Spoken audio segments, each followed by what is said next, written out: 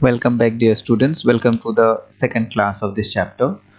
Today we are going to continue from adsorption isotherms. In the last class, we came to know about adsorption, absorption, the difference between adsorption and adsorption, and what are adsorption, what is adsorption, what is adsorbate, what is adsorbent. We came to know about these topics in the last class. So today we will be knowing about adsorption isotherms. What are they? So the variation in the amount of gas adsorbed by the adsorbent with pressure at constant temperature that can be expressed by means of a curve which is termed as adsorption isotherm. Now here what is said, if you remember that when I was telling you about adsorption in the previous class, in the previous video, I told you that adsorption increases with the surface area and also it increases with the application of pressure. So the variation in the amount of gas which is adsorbed by the adsorbent with pressure, that is also at a constant temperature, it is expressed by a means of curve, and that is termed as adsorption isotherm. Now Freundlich adsorption isotherm. Freundlich, the name of a scientist, he gave this adsorption isotherm where he gave an empirical formula. He related the quantity of gas adsorbed by a unit mass of solid adsorbent and pressure at a particular temperature. मतलब Freundlich नाम के एक scientist ने 1909 में ये बात बताई कि इसने एक रिलेशन दिया कि अमाउंट ऑफ गैस और प्रेशर को, इन दोनों के बीच में उसने एक रिलेशन बताया कि कैसे प्रेशर और अमाउंट ऑफ गैस जो एड्सॉर्ब्ड होंगे वो दोनों एक दूसरे के साथ जुड़े हैं, how they are related with one another at a particular temperature. तो जो रिलेशनशिप था वो रिलेशनशिप कुछ इस तरह से है कि x by M is equal to k times p raise to the power 1 by n, जहां पर n जो है वो हमेशा 1 से बड़ा होगा, n is greater than 1. So where अब देखते हैं ये x क्या है, m क्या है, k क्या है, p क्या है, ये सब देखते हैं. What are they. तो ग्राफ कुछ इस तरह का है. ये देखिए कि x बाई एम को अगर हम y एक्सिस में लें और प्रेशर को अगर p एक्सिस पे लें, तो आप देखिए जैसे जैसे प्रेशर बढ़ रहा है वैसे वैसे ये जो एड्सॉर्प्शन है वो देखिए धीरे धीरे इंक्रीज हो रहा है. देख रहे हैं, इंक्रीज हो रहा है. It is increasing slowly. So this is what isotherms means. Now you see, where x is the mass of gas adsorbed on mass m of the adsorbent at pressure p. K and N are constant which depend on the nature of the adsorbent and the gas of a particular temperature. तो मतलब ये जो relationship हमने देखा वहाँ पर क्या था, रिलेशनशिप कि x by n, your relationship was x by m is equal to, relationship था कि x by m is equal to k times p to the power 1 raised to n, and where n is always greater than 1. ये आपका relationship था. तो Freundlich he related the quantity of gas which is adsorbed by unit mass of solid adsorbent at pressure p, जहाँ पर ये जो x है, this x is the mass of gas, it is the mass of gas, और ये m जो है ये mass of adsorbent, adsorbent है, एंड प्रेशर P है और टेम्परेचर जो है वो T है. द रिलेशनशिप जो दिया वो इस तरह से दिया. The relationship is generally expressed in the form of curve where mass of the gas adsorb पर gram of the adsorbent is plotted against pressure. This curves indicate that एक फिक्स्ड प्रेशर पे there is a decrease in physical adsorption with increase in the temperature. मतलब जैसे जैसे temperature बढ़ता है वैसे वैसे फिजिकल एड्सॉर्प्शन कम हो जाता है. These curves always seem to approach saturation at high pressure. अब ऐसा नहीं है कि हम प्रेशर बढ़ाते जाएंगे तो एड्सॉर्प्शन बढ़ता चला जाएगा. एक टाइम के बाद ये दिखा जाएगा कि ये कांस्टेंट हो गया है. It will be constant after a time. So why it becomes constant, where is this adsorption isotherm of Freundlich it fails, we will be looking now. Next is the relationship is, that is what I have said. जहाँ पर ये जो relationship हम बताते हैं ये ज़्यादातर इसका जो मास ऑफ द गैस है ये पर ग्राम ऑफ द एड्सॉर्बेंट दिया जाता है प्रेशर के साथ. Next is these curves indicate that at a fixed pressure there is a decrease in physical absorption.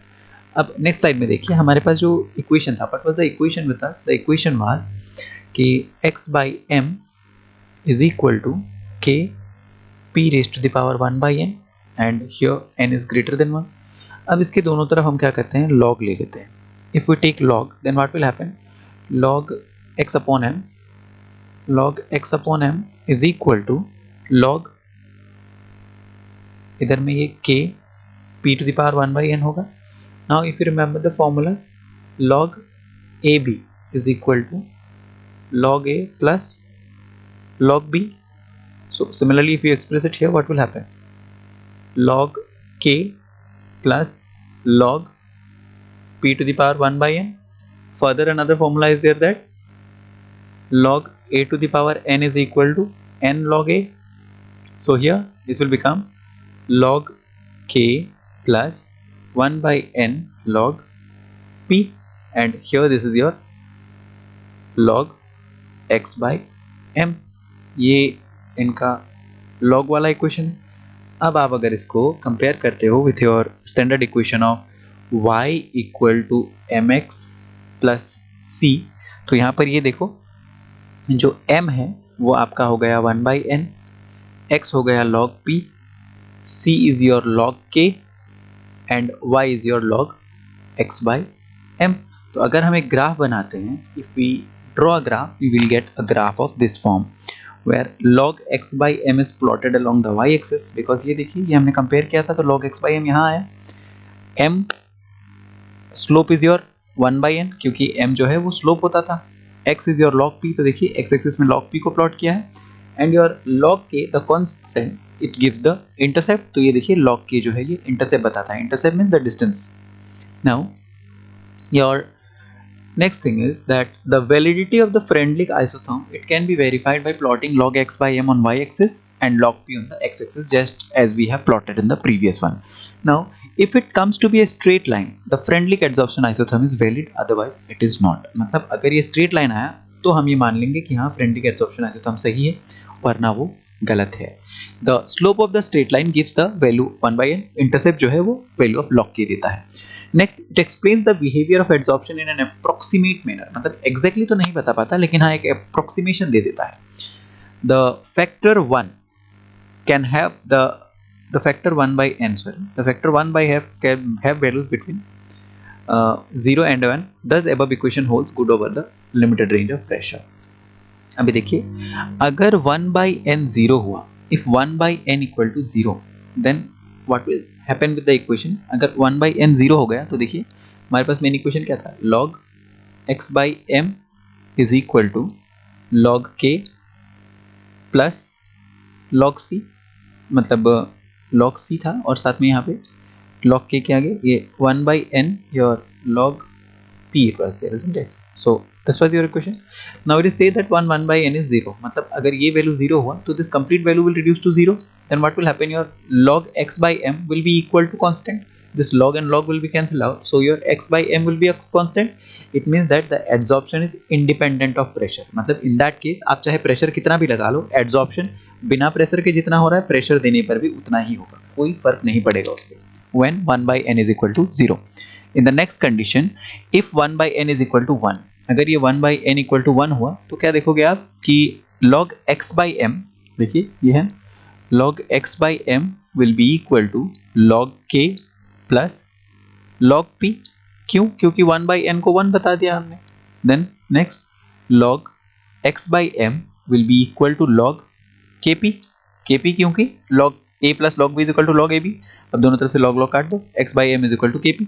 So x by m is equal to kp, इसका मतलब कि x directly varies with the pressure, मतलब जितना pressure बढ़ेगा adsorption उतना बढ़ता चला जाएगा. एंड द लास्ट कंडीशन जो था, your last condition here, your last condition is that both the conditions are supported by experimental result. The experimental isotherm always seem to be approach saturation at high pressure. मतलब बोला है कि जो ये Freundlich का adsorption isotherm है ये high pressure पर लागू नहीं होता है. It is not applicable on high pressure. This cannot be explained by Freundlich isotherm, thus it fails at high pressure. That is what I have been repeating कि ये high pressure पर काम नहीं करता है. Now adsorption from solution phase. अब ये तो अभी तक हम लोगों ने जितनी बात की ये सब में आप देखो कि हम प्रेशर की बात कर रहे हैं, गैस का प्रेशर के साथ बात कर रहे हैं. अब हम यहाँ पर बात करेंगे कि adsorption from solution phase. Solution phase में ये adsorption किस तरह से होता है. So solids can absorb solutes from solution also. अब बोल रहे हैं कि किसी एक सोल्यूशन में से कोई एक सोल्यूशन है जिसमें ऑलरेडी कोई एक चीज़ घोल करके रखा गया है, solute is there, then this solids can absorb solutes from solution. अगर इसमें कोई सुटेबल हम सॉलिड डाल दें तो वो क्या करेगा कि उस सॉल्यूट को अपने पास ला लेगा. When a solution of acetic acid in water is shaken with charcoal, a part of it is absorbed by charcoal and the concentration of the acid decreases in the solution. मतलब बोला है कि अगर हम acetic acid का एक solution लें, एक एसिटिक एसिड का सोल्यूशन लें जिसमें एसिटिक एसिड और वाटर दोनों मिला हुआ है, अब इसमें क्या करेंगे, एक चारकोल डाल देते हैं। Means if we are going to use this one charcoal, if we are going to use, अगर मान लो एक ब्लैक कलर का चारकोल डाल दिया तो क्या देखा जाएगा कि इस सोल्यूशन में से कुछ एसिड जो है वो इस चारकोल पर आ गए और सॉल्यूशन में एसिड कम गया। तो यहाँ पर एड्सॉर्प्शन कहाँ से हो रहा है, adsorption is occurring from solution. So here the following observation have been made in case of adsorption from solution phase. देखो क्या मिला है, पहला वाला बोला है the extent of adsorption decreases with an increase in temperature. मतलब जैसे जैसे टेम्परेचर बढ़ेगा यहाँ पर जो एड्सॉर्प्शन है वो कम होता चला जाएगा। Next is the extent of adsorption increases with an increase in the surface area of the adsorbent. Adsorbent का मतलब क्या है, ये जो हम डाल रहे हैं, अब चारकोल जितना बड़ा डालेंगे उतना ज़्यादा एसिड उसके ऊपर आकर सेटल हो सकेगा। So it increases with the size of the adsorbent. फिर बोला है extent of adsorption depends on the concentration of the solute in the solution. बिल्कुल, अब मान लो किसी में आपने थोड़ा सा एसिड, सपोज 1 ml एसिड डाल के रखा है और किसी में आपने 10 ml एसिड डाल करके रखा है, तो जब इसमें एसिड ही कम है तो जाहिर सी बात है कि less will deposit. Now here you have more acid, it means that more can get accumulated on the surface of the charcoal. So that is what is said, that the extent of adsorption depend on the concentration of the solute in the solution. Next is here the extent of adsorption depends on the nature of the adsorbent and adsorbate. मतलब यहाँ पर ये जो salute है उसके ऊपर भी depend करेगा, जो एड्सॉर्बेंट आपने डाला है उसके ऊपर भी डिपेंड करेगा, ये दोनों क्या चीज तरह से है। Now so friendly adsorption isotherm जो हमने वहां पर पढ़ा था वो क्या था, x by m is equal to k p to the power 1 by n। तो जस्ट इस p के जगह पर यहाँ पर क्या होता है, ये c आ जाता है, जहाँ पर c का मतलब है concentration, where the c means concentration. That is what is written here. Friendly's equation approximately describes the behavior of adsorption from solution with the difference that instead of pressure, concentration of the solution is taken into account. That is x by m is equal to k c raised to the power 1 by n. अब यहाँ पर भी फिर से वही क्या है, जहाँ c जो है वो concentration है, और जब when adsorption is complete on taking logarithm of the equation, यहाँ पर भी फिर से उसी तरह से log लिया है, देखो log x by m is equal to log k plus 1 by n log c होगा। Then plotting log x by m against log c as a straight line is obtained which shows the validity of Freundlich adsorption isotherm। मतलब अगर इसका भी graph बना तो we will get a straight line। Now this can be tested experimentally by taking different solutions of different concentration of acetic acid। मतलब क्या किया है, अलग अलग solutions ले लो, एक solution, दो solution, तीन solution, चार solution। इसमें पानी में 10 ml एसिड डालो, इसमें 20 ml एसिड डालो, इसमें 30 ml एंड इसमें 40 ml। अब धीरे धीरे समय के साथ साथ देखोगे कि इसमें एड्सॉर्प्शन कम होगा, इसमें उससे ज़्यादा, इसमें उससे ज़्यादा, इसमें उससे ज़्यादा। Why? Because here the concentration of acid is here more। Now last one is the final concentration। The final concentration is determined in each flask after adsorption। मतलब वहाँ पे adsorption से पता करते हैं और इस इक्वेशन की मदद से, इस ग्राफ की मदद से ग्राफ बनाकर फ्रेंडली एड्सॉर्प्शन को एस्टैब्लिश कर सकते हैं। अब देखते हैं एप्लीकेशन ऑफ एड्सॉर्प्शन की, एड्सॉर्प्शन कहाँ कहाँ काम आता है। So adsorption is used to produce high vacuum. The remaining traces of air can be produced adsorb by charcoal and vessel evacuated by vacuum pump to create a very high vacuum. मतलब अगर मान लो हमें कोई reaction ऐसा करना है जो air के एब्सेंस में होना है, तो वहाँ पर ये एड्सॉर्प्शन काम आता है। Next is your gas mask. Now these days you are very familiar with the mask. So gas mask, it is a device which is made up of activated charcoal or mixture of adsorbents which is usually used for breathing in coal mines types of poisonous gas। मतलब जो coal mines वाले जो mask use करते हैं वो mask absorb नहीं करता है, अगर एब्जॉर्ब करेगा तो जाहिर सी बात है वो पॉइजनस गैसेस भी it will enter the lungs।